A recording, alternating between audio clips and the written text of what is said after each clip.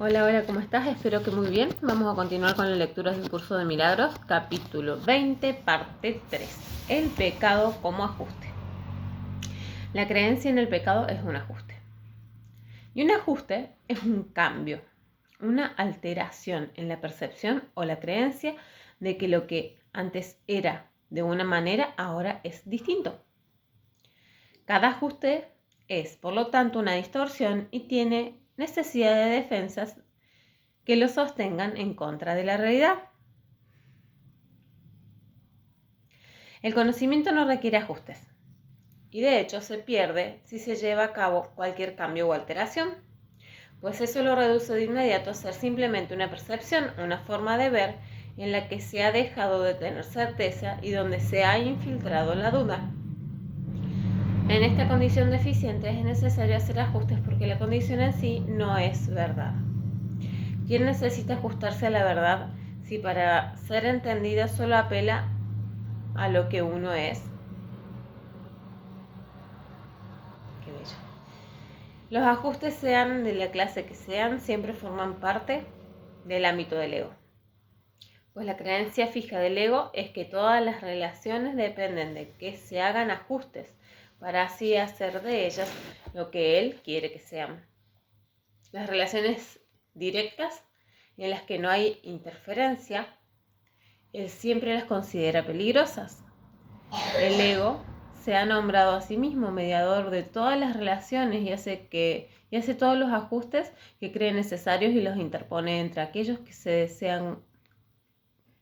las interpone entre aquellos que se han de conocer, a fin de mantenerlos separados e impedir su unión. Esta planeada interferencia es lo que hace que te resulte tan difícil reconocer tu santa relación tal como es. Los que son santos no interfieren en la verdad. No le tienen miedo, pues la verdad es donde reconocen su santidad y donde se regocijan debido a lo que ven. La contemplan directamente sin tratar de adaptarse a ella ni de que ella se adapte a ellos. Y así se dan cuenta de que se encontraba en ellos, al no haber decidido de antemano dónde debería estar. El hecho mismo de que ellos la busquen plantea una pregunta. Y lo que ven es lo que les responde. Tú fabricas el mundo. Y luego te adaptas a él y haces que él se adapte a ti. Y no hay ninguna diferencia entre él y tú en tu percepción, la cual os inventó a los dos. Todavía te queda una pregunta al contestar, la cual es muy simple. ¿Te gusta lo que has fabricado? Un mundo de asesinatos y de ataque por el que te abres paso tímidamente en medio de constantes peligros, solo y temeroso, esperando a lo sumo a que la muerte se demore un poco antes de que se abalance sobre ti y desaparezcas. Todo eso son fabricaciones tuyas. Es un cuadro de lo que crees ser, de cómo te ves a ti mismo. Los asesinos están aterrorizados y los que matan tienen miedo a la muerte. Todas estas cosas no son sino temibles pensamientos de aquellos que se amoldan a un mundo que se ha vuelto temible debido a los ajustes que ellos mismos hicieron. Y lo contemplan con pesar de su propia tristeza interior y ven la tristeza en él. ¿Te has preguntado alguna vez cómo es realmente el mundo? ¿Y qué aspecto tendría si se contemplase con ojos felices? El mundo que ves no es sino un juicio con respecto a ti mismo. No existe en absoluto. Tu juicio, no obstante, le imponen una sentencia, la justifican y hacen que sea real. Ese es el mundo que ves, un juicio contra ti, que tú mismo has emitido. El ego protege celosamente esa imagen enfermiza de ti mismo, pues esa es su imagen y lo que él ama, y la proyecta sobre el mundo. Y tú te ves obligado a adaptarte a ese mundo mientras sigas creyendo que esa imagen es algo externo a ti y que te tiene a su merced. Ese mundo es despiadado y si se encontrara fuera de ti, tendrías ciertamente motivos para estar atemorizado. Pero fuiste tú quien hizo que fuera inclemente, y si ahora esta inclemencia parece volverse contra ti, puede ser corregida. ¿Quién que se encuentra en una relación santa podría seguir siendo no santo por mucho más tiempo? El mundo que ven los santos es uno con ellos, de la misma forma en que el mundo que ve el ego es semejante a él. El mundo que ven los santos es hermoso porque lo que ven en él es su propia inocencia. Ellos no le impusieron lo que tenía que ser ni hicieron ajustes para que se amoldara a sus mandatos. Simplemente le preguntaron con un leve susurro: ¿qué eres? Y aquel que cuida de toda percepción le respondió: no aceptes los juicios del mundo como la respuesta a la pregunta ¿qué soy? El mundo cree en el pecado, pero la creencia que lo fabricó tal como tú lo ves no se encuentra fuera de ti. No procures que el Hijo de Dios se adapte a su demencia. En él reside un extraño que mientras vagaba sin rumbo, entró en la morada de la verdad, mas tal como vino, así se irá. Vino sin ningún propósito, pero no podrá permanecer ante la radiante luz que el Espíritu Santo te ofreció y tú aceptaste.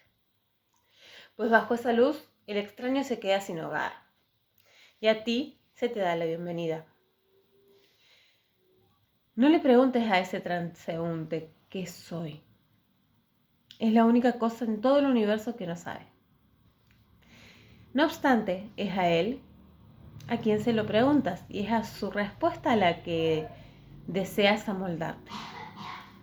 Ese pensamiento torvo y ferozmente arrogante y sin embargo tan ínfimo y carente de significado que su pasar a través del universo de la verdad ni siquiera se nota, se vuelve tu guía. Y a lo único que es ciego en todo el universo, vidente de la verdad, le preguntas: ¿cómo debo contemplar al Hijo de Dios?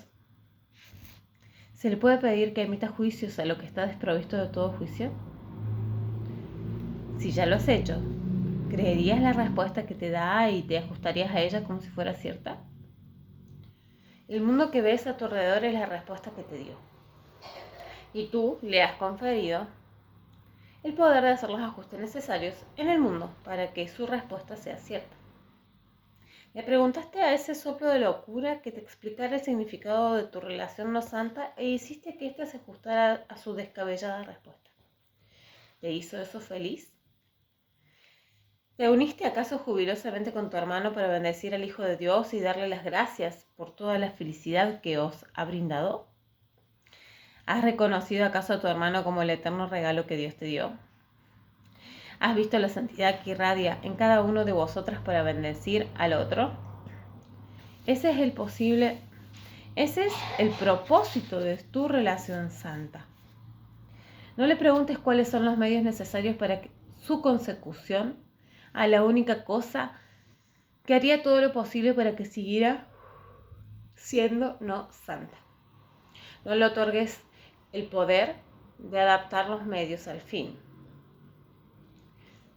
Los que llevan años aprisionados con pesadas cadenas, hambrientos y demacrados, débiles y exhaustos, con los ojos aclimatados a la oscuridad, desde hace tanto tiempo que ni siquiera recuerdan la luz, no se oponen a saltar de alegría en el instante en que son liberados. Tardan algún tiempo en comprender lo que es la libertad. Andabas a tientas en el polvo y encontraste la mano de tu hermano, indeciso de si soltarla o bien asirte a la vida por tanto tiempo olvidada. Agárrate aún con más fuerza y levanta la mirada para que puedas contemplar a tu fuerte compañero en quien reside el significado de tu libertad. Él parecía estar crucificado a tu lado. Sin embargo, su santidad ha permanecido intacta y perfecta, y con él a tu lado, este día entrarás en el paraíso y conocerás la paz de Dios. Eso es lo que mi voluntad dispone para ti. y para tu hermano, y para cada uno de vosotros con respecto al otro y con respecto a sí mismo. Ahí solo se puede encontrar santidad y unión sin límites. Pues ¿qué es el cielo sino unión directa y perfecta, y sin el velo del temor sobre ella? Ahí somos uno. Y ahí nos contemplamos a nosotros mismos y el uno al otro, con perfecta dulzura. Ahí no es posible ningún pensamiento de separación entre nosotros. Tú que eras un prisionero en la separación, eres ahora libre en el paraíso. Y allí me uniré a ti, que eres mi amigo, mi hermano y mi propio ser. El regalo que le has hecho a tu hermano me ha dado la certeza de que pronto nos uniremos. Comparte pues esta fe conmigo y no dudes de que está justificada. En el amor perfecto no hay cabida para el miedo, porque el amor perfecto no conoce el pecado y solo puede ver a los demás como se ve a sí mismo. Si mira dentro de sí mismo con caridad, ¿qué podría inspirarle temor afuera? Los inocentes ven seguridad y los puros de corazón ven a Dios en su Hijo y apelan al Hijo para que los guíe el Padre. Tú y tu hermano os conduciréis el uno a otro hasta el Padre, tan irremediablemente como que Dios creó santo a su Hijo y así lo conservó. En tu hermano se encuentra la luz de la eterna promesa de inmortalidad que Dios te hizo. No veas pecado en él y el miedo no podrá apoderarse de ti. Qué belleza. Vamos con la lección de hoy. Lección 154. Dice así: me cuento entre los ministros de Dios. No seamos hoy ni arrogantes ni falsamente humildes. Ya hemos superado tales necedades. No podemos juzgarnos a nosotros mismos ni hace falta que lo hagamos.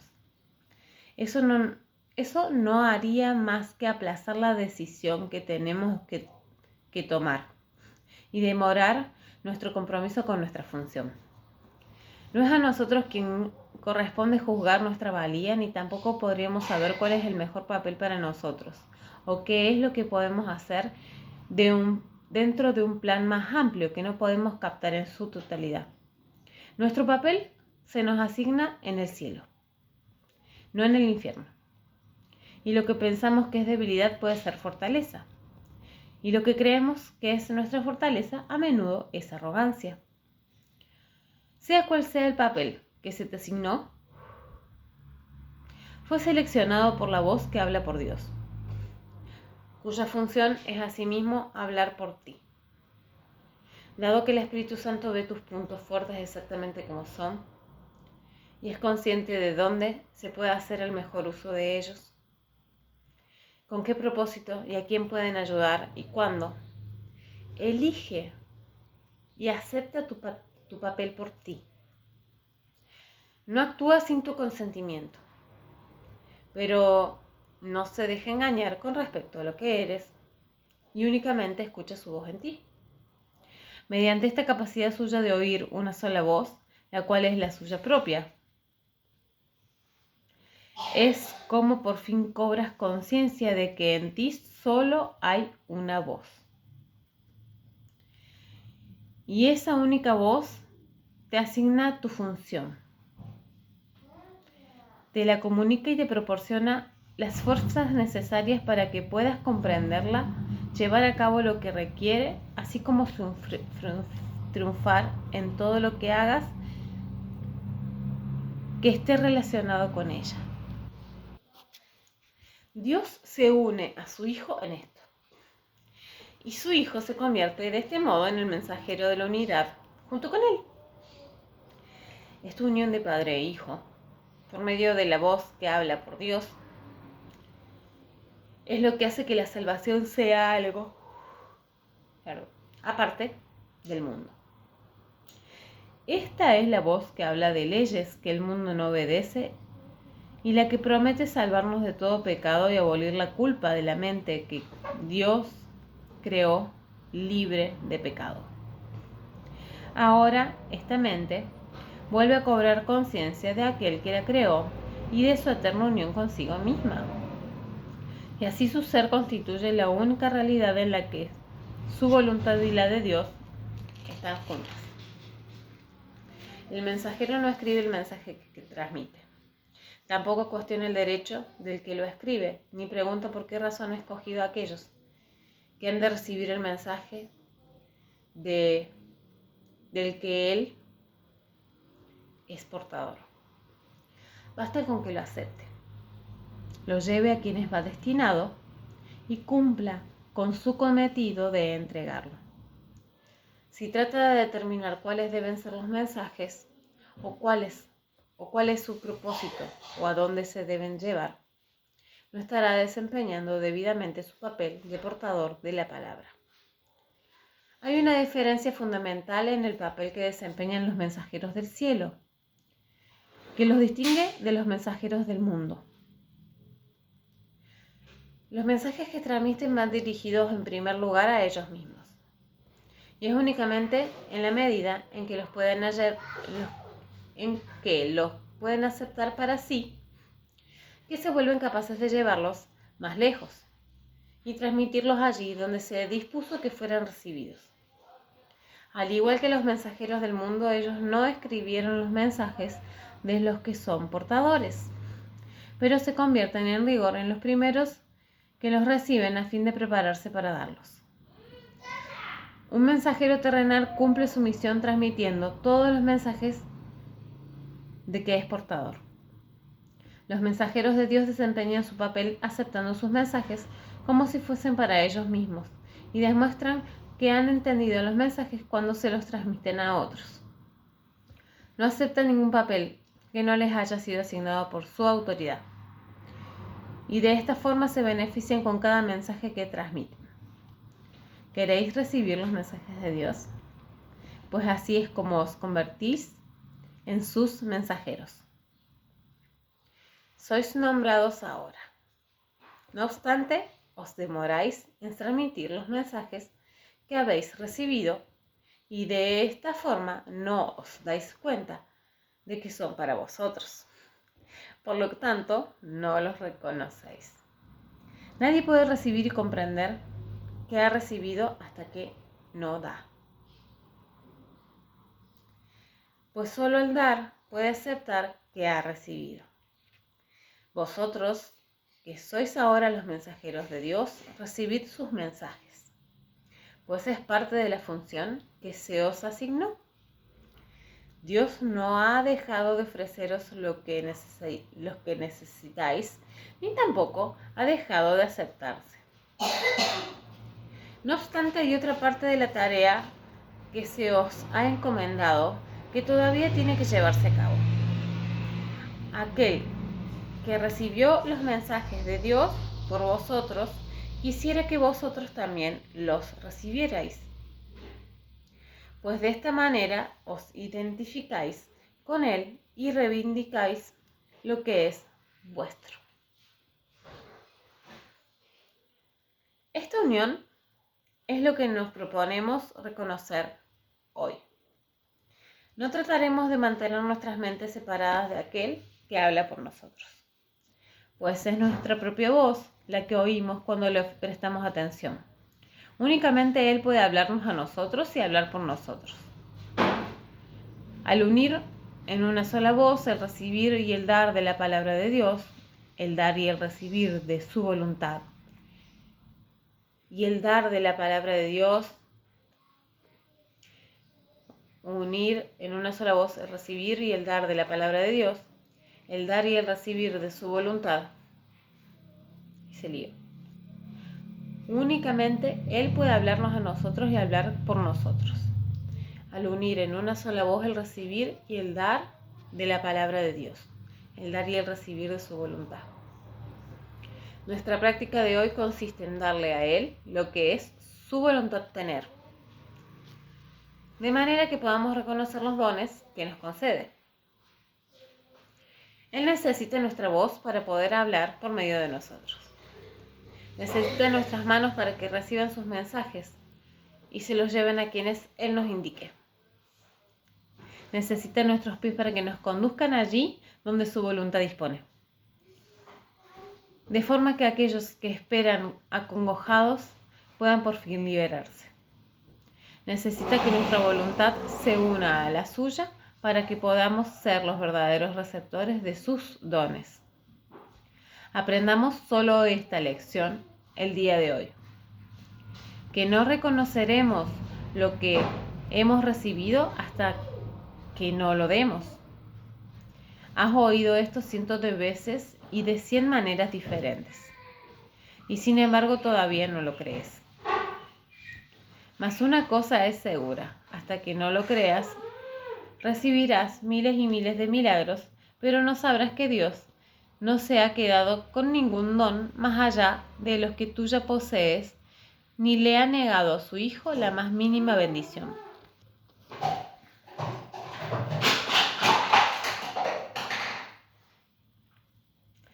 ¿Qué significado puede tener esto para ti? Mientras no te hayas identificado con el Hijo y con lo que es suyo.